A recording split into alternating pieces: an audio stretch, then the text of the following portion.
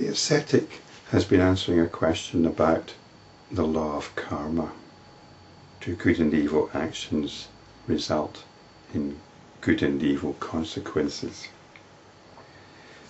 Consciousness bestows reward on one when the actions arise from one's own personal notion.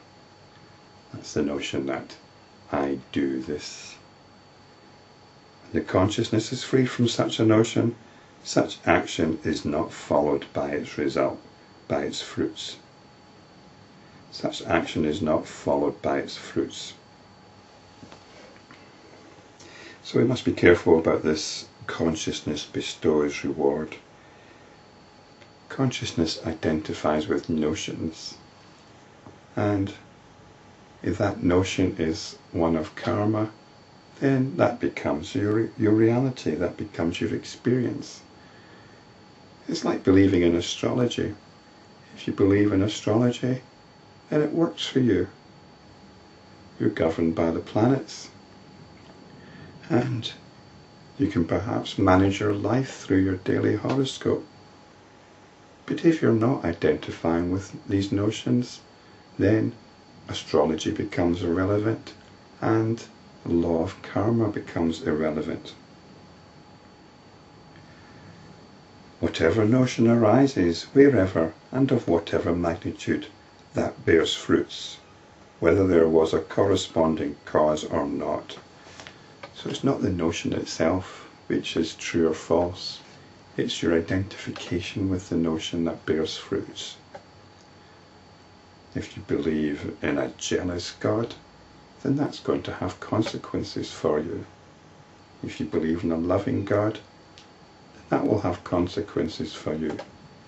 And if you make a point of not believing God, if you describe yourself as an atheist, that will have consequences for you, because that's the notion you're identifying with. As in a dream, the effect of an action is not governed by a definite cause. Consider how it is in a dream. Does cause and effect work in a dream? Again, it depends on our notion.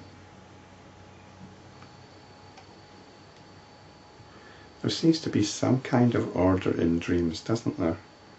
There seems to be some kind of cause and effect.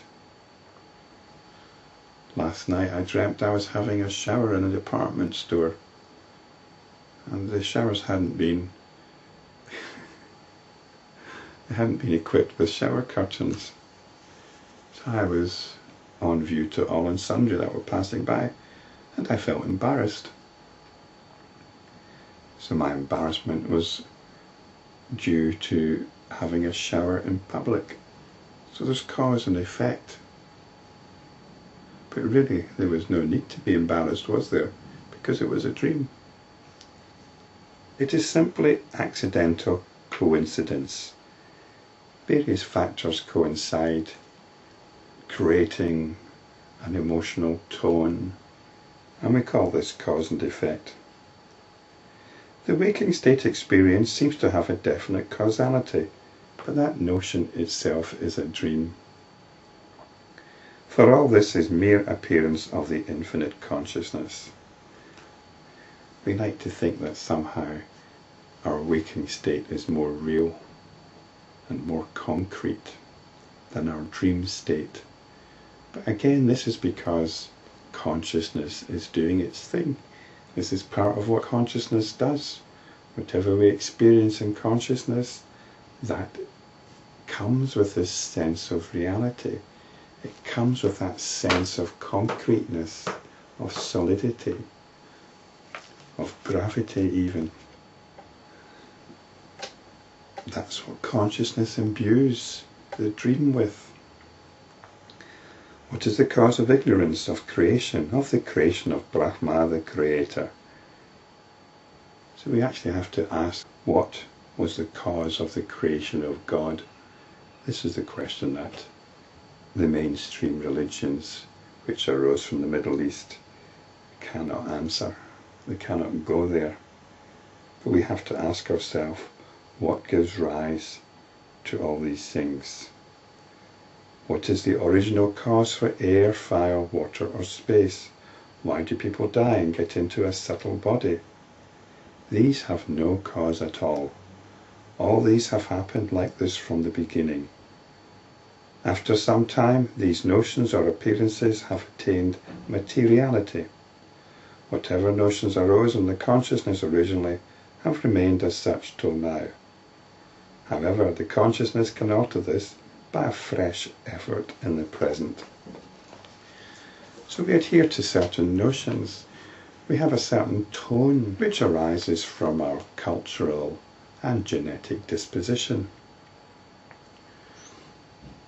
That tone predisposes us to believe that the world is a certain way and that our place in it is a certain way.